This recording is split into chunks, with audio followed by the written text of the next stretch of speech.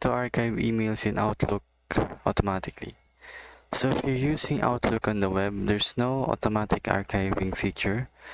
You can manually move emails to archive folder or create rules to move emails automatically. To create a rule, first, you need to go to the settings, click mail, click rules, and add new rule. Here you can name your rule, for example, archive. Select a condition, whatever condition you need. Emails received for like emails. You're gonna search it up, then add action for action.